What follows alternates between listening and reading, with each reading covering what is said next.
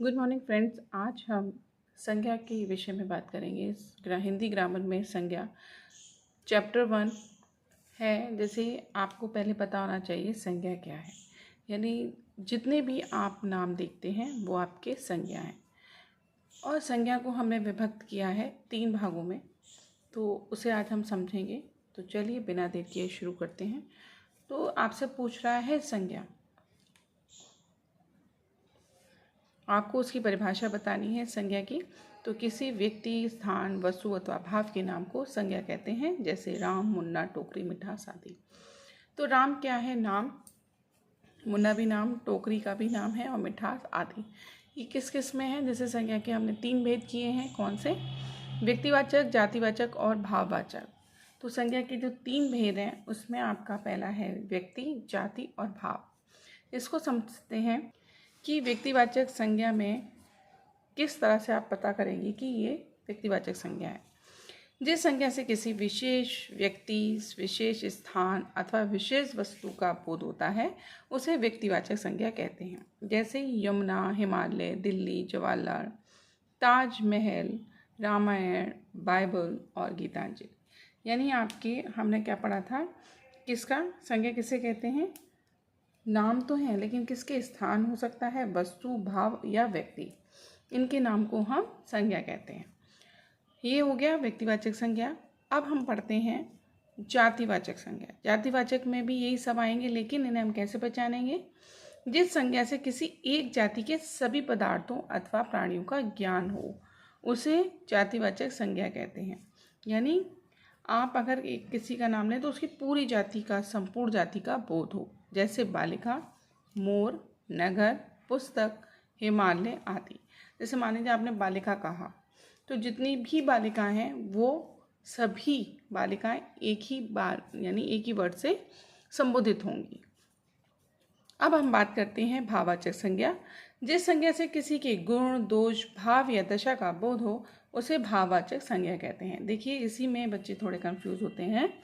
भाववाचक में क्या आएगा? गुण आएंगे, दोष होगा, भाव यानी जो आप फील करते हैं, दशा होगी, उसकी स्थिति कैसी है, इसका बोध हो तो आप समझ लीजिए भाववाचक संज्ञा है। जैसे बचपन, सुंदर, मधुरता, सत्य, सुंदरता, नीचता, जवानी, नम्रता, सज्जनता आदि।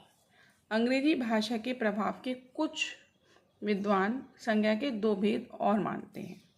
यानी अंग्रेजी में 2 भेद हैं और हमारे हिंदी में भी कहीं कहीं देखने को मिलते हैं, जैसे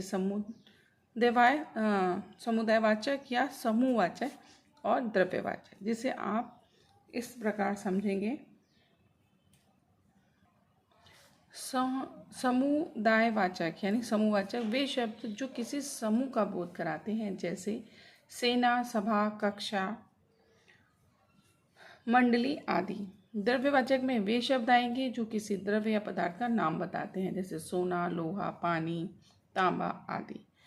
अब मैं आपको कुछ वर्ड या कुछ एक्सरसाइज ऐसे बताऊंगी जो आप समझेंगे। देखिए, पहले हम एक बार रिवीजन कर लेते हैं। हमने क्या क्या पढ़ा? हमने पढ़ा कि संज्ञा की परिभाषा, यानी संज्ञा क्या कहलाती है। तो जिन शब्दों से व्यक्ति, प्राणी, स्थान, वस्तु, भाव आदि की जानकारी मिले उसे संज्ञा कहते हैं। संज्ञा के 3 भेद बताए, व्यक्तिवाचक, जातिवाचक और भाववाचक।